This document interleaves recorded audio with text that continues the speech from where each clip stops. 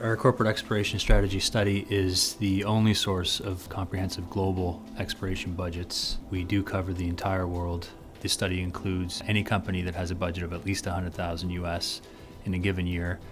And in any given year, we cover anywhere between 2,000 and 2,300 companies. We begin by calling each one of them individually, finding the right person, typically the head of exploration or business development in some cases, and we solicit their exploration budget from them.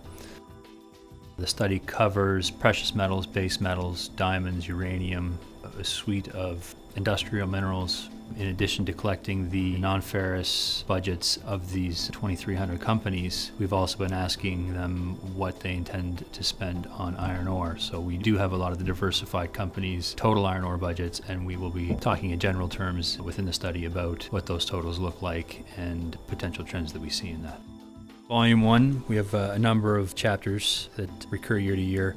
Of course, we have an executive summary, which is the high-level view of a number of different trends we see. We have our trends chapter, which looks at the top-level trend in terms of the total year-to-year spending. We also look at the juniors in a little more detail in terms of their contribution versus the majors and intermediate companies, how they're fundraising. We also look at exploration versus acquisitions and include a fairly detailed look at acquisitions in the current year versus that overall trend.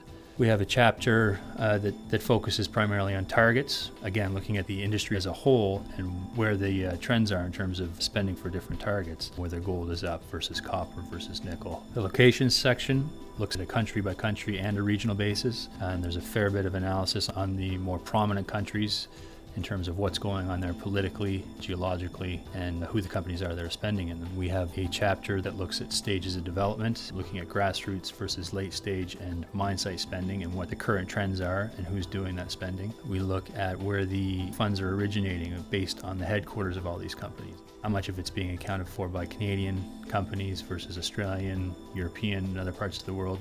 And we look at domestic versus overseas spending by each of these groups as well. And the final chapter, we look at exploration spend versus mining revenues, which is often used to assess some of the larger companies and what their commitment is to organic growth versus acquisitions and other modes of growth. So if we take a quick look at the chapter on exploration by location, like most of them, we start with a very high-level regional view of where the exploration allocations are going. We show a long-term trend, 10-year trend in terms of regional allocations. Looking at the allocations as a percentage of the annual total actually highlights the trends much better than looking at the actual dollar amounts. Most people for the past decade have been talking up how Africa is the next frontier, is the new Latin America. We just haven't seen a significant jump in terms of the amount of spend there relative to the rest of the world. We can see Africa has actually slid in the last few years, and Latin America had dipped earlier in the 2000s, but has come back quite strongly and continues to be the favorite destination for exploration spending in the world.